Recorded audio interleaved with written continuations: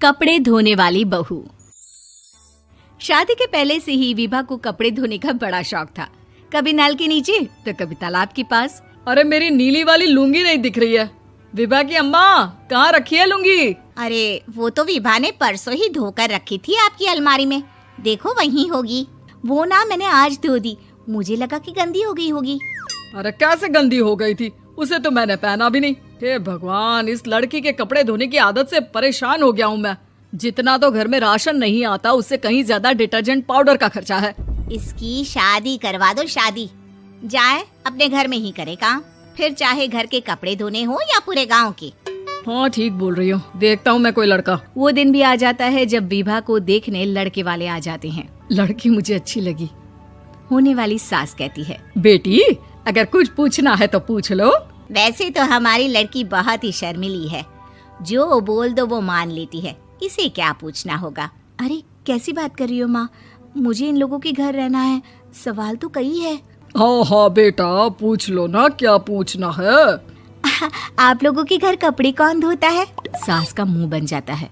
देखो, अगर तुम ये कहना चाहती हो कि तुम्हें कपड़े धोने नहीं आते तो सुन लो, कपड़े मैं ही धोती हूँ, लेकिन तुम्हारे आ जाने के बाद मैं रुमाल तक नहीं धोऊंगी। अरे चुप रहना भाग्यवान, बहू बेचारी घर आई नहीं, उसे डराना शुरू कर दिया।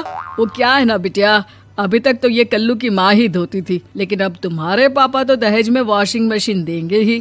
तभी विभा की माँ बोल पड़ती है, सवाल भी पूछा तो क्या। वैसे भाई साहब, मशीन की तो फिर भी कपड़े धोने की कैपेसिटी होती है, मतलब जो बिटिया दे रहे हैं ना विभा, इसे कपड़े धोने का बहुत शौक है। ये आप लोगों के क्या, आस पड़ोस गांव मोहल्ले सबके कपड़े धो दे और उफ तक ना करे।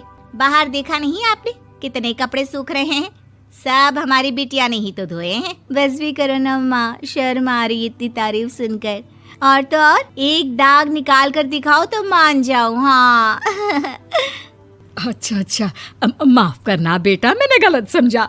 हमें तो रिश्ता बहुत पसंद है। और ऐसे जुड़ जाता है रिश्ता कपड़े धोने का शौक रखने वाली विभा का। उसकी शादी हो जाती है कोयला फैक्ट्री में काम करने वाले कल्लू के साथ। शादी के बाद अचानक विभा चिल्लाती हुई सास के पास आती है। सासू माँ, अरे सासू माँ कहाँ है आप?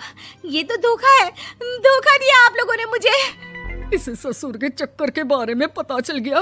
अरे तो उसमें तुझे क्यों धोखा मिला है? अरे नल में पानी नहीं आता, कपड़े कैसे कब धुलेंगे?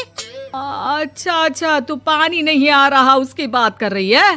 तो आपने क्या सोचा? कुछ नहीं। अच्छा, तेरी माँ ने कहा था कि कपड़े धोने का शौक है तुझे, याद आया मुझे। शौक शौक बोलकर कपड़े धोने वाले मेरे जुनून को कम ना आके सासू माँ, कपड़ा धोना मेरा गुरूर है। तभी पति भी वहाँ आ जाता है। अभी अभी मैंने इसे सनी देओल की फिल्म दिखाई है, उसी के डायलॉग मार रही है माँ। अच्छा सुन, साफ साफ बता रही हूँ, पानी सुबह 4 से 6 और शाम को 10 से 12 आता है, समझी? विभा टाइमिंग सुनकर हैरान हो जाती है। ये क्या भूतों का मोहल्ला है? सुबह 4 बजे उठकर कौन कपड़े धोता है? 4 बजे टंकी में पानी जाता है, फिर सारा दिन धोना ना, किसने मना किया?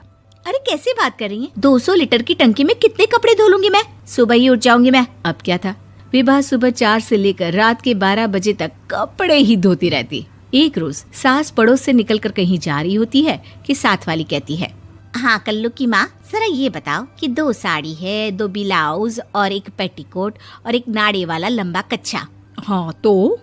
अरे तो क्या, कितना लोगी धुलाई ये बताओ। धोबन दिख रहे हैं हम क्या?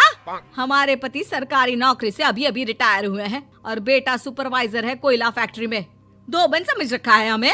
हाय रे कल्लू की अम्मा, माफ कर दो, वो तो मोहल्ले में यही सब बता रहे थे कि तुमने बहू को कपड़ा धुलवाने के काम में लगा दिया है। सास को पड़ोसन की बात सुनकर गुस्सा आ जाता है। वो घर पहुंचती है जहां घर के बाहर ही इतने सारे कपड़े सूख रहे होते हैं जितने कि किसी धोबन के घर पर। अरे ओ कल्लू की दुल्हन, बाहर निकल।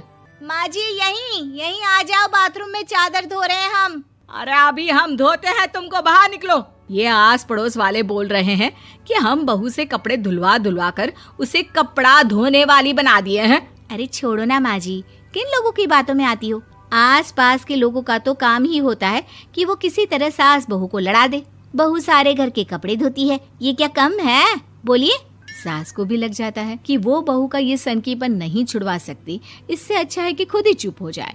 एक रोज सास और बहू मंदिर जाते हैं, जहाँ सास की साड़ी वहाँ खड़ी भीख मांगने वाली से मिलती है। माँ जी क्या बात है, आपकी साड़ी उस भिखारन से कितनी मिल रही है ना? हाँ हाँ देखो तो, दोनों की साड़ी मिल रही है। क्या बात है कल्लू की अम्मा, तुम खुद को तो अफसर की बीवी बताती हो और ऐसी सिंपल सी प्लेन साड़ी पहनकर घूमती हो। सिंपल और प्लेन नहीं है ये साड़ी। तो क्या सोने के धागे से फूल बने हैं?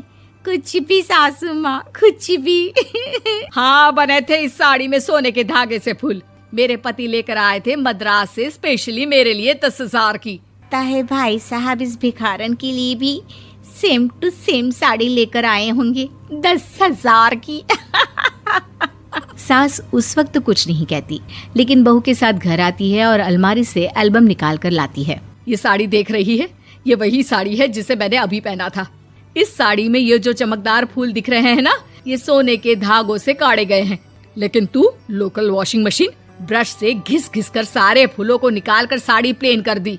मुझे माफ कर दीजिए सासू माँ। और तो और, जब मैंने तुझे तेरी गलती के लिए कुछ नहीं कहा, लेकिन तूने तो सबके सामने मेरा मजाक ही बना दिया। क्यों? बहू को समझ में आ जाता है कि अब से उसका कपड़े धोना बंद।